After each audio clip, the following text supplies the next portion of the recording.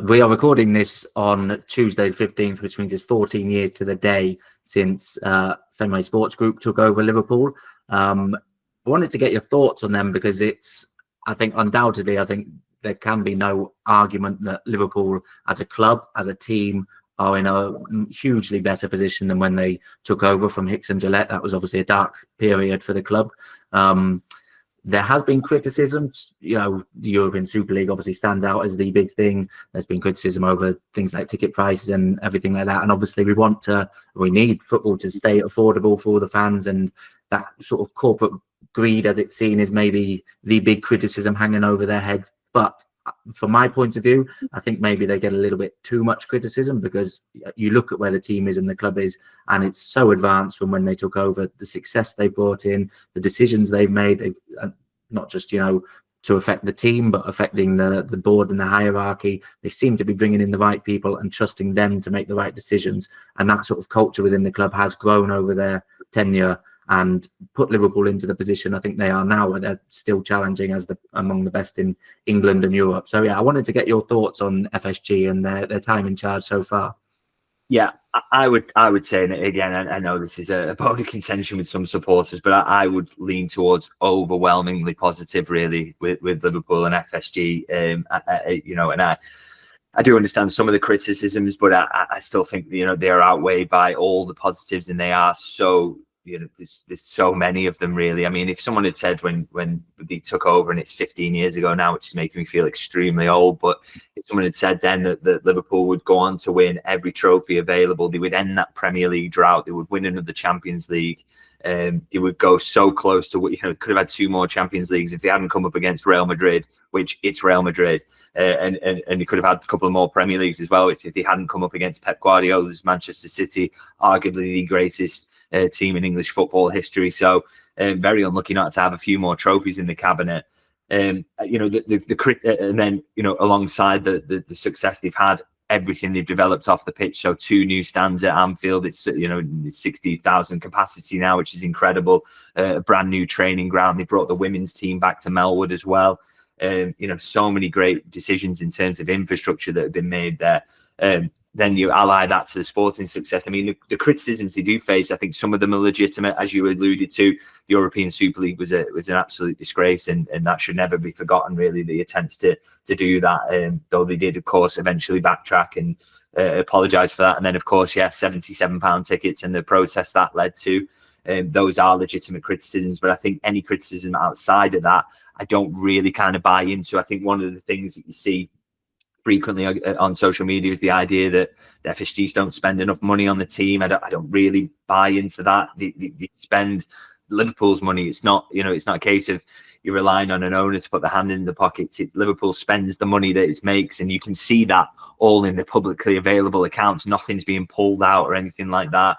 You can see that every penny goes back into the team and making it better, and that's in wages and transfer fees. And I think around the transfer stuff, which is again one of the big criticisms that we face, I think there's a really good example this summer actually of one of the best things that FSG have ever done at Liverpool is implementing a process whereby, and this is because of the people they've trusted to make these decisions, whereby you don't just simply sign for the sake of it. And that is one. It sounds terrible at the time because you think, well, we need to strengthen, we need to sign this player. But for example, after missing out on Zubimendi this summer, which is unfortunate, I've heard so many times over the summer, really, Liverpool should be in for Ugarte. Liverpool should be in for Ugarte. Manchester United, but as contrast to Liverpool, went into the summer saying we need a defensive midfielder. Okay, we'll sign Ugarte, he's available. And you've seen his first few games, he's not good enough. And I don't think he will prove to be. He would have been a terrible signing for Liverpool. He wouldn't have done the things that they needed him to do on the ball. Not even really that good enough off it in terms of balancing that out either.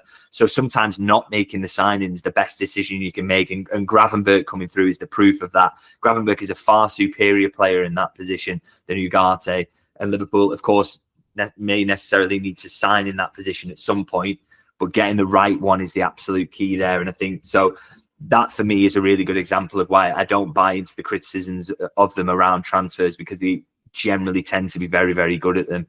And so really the only criticisms I buy into are around ticket prices in the Super League. And as I say, everything else, when you throw it all together, the infrastructure stuff, what they've achieved on the pitch, which could have, with a bit more luck, could have been even more.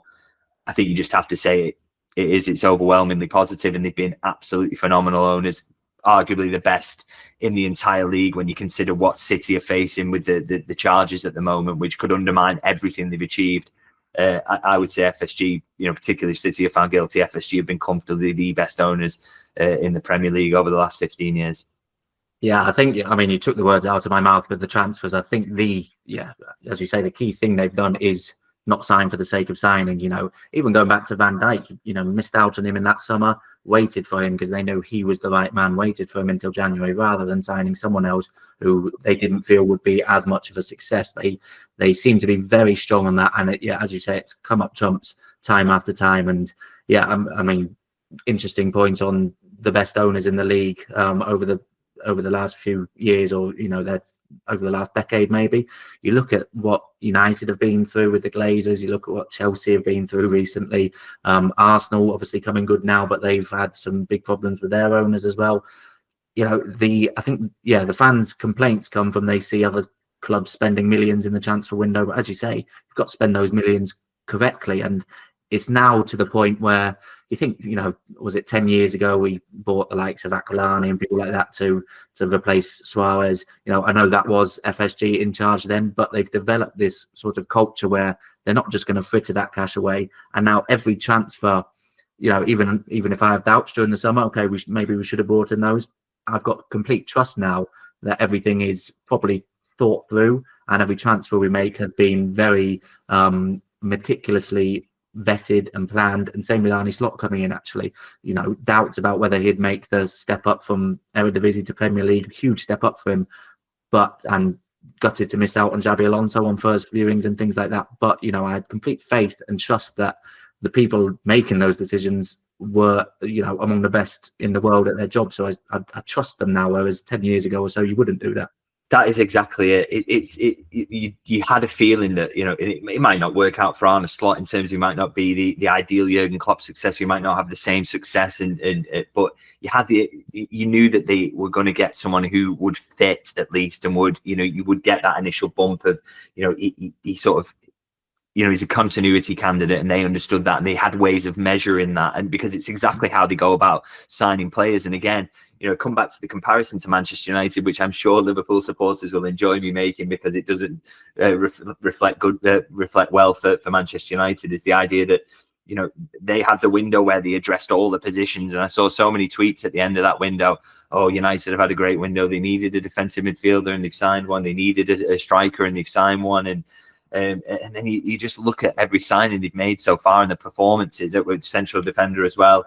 And you just already know that the players at Liverpool would have gone absolutely nowhere near. And the reason is that the performances wouldn't match up to the price tags, and they wouldn't make the team better. So that's one thing that Liverpool are exceptional at, really, on the sporting side. And that all comes back to, as you say, FSG making the right appointments, getting the right people in who understand how the sport works, how recruitment works. And that's why they've just been so well running. It is a shame, because of Manchester City being around at this time, that Liverpool don't have more trophies to show for what they've done. But the processes are absolutely, you just cannot argue with how good they are. And I'm sure that, whether City get punished or not, I think Pep Guardiola leaving will be a significant moment. And the hope is over the next few years that they do get a few more trophies to reflect just how well run a club this is.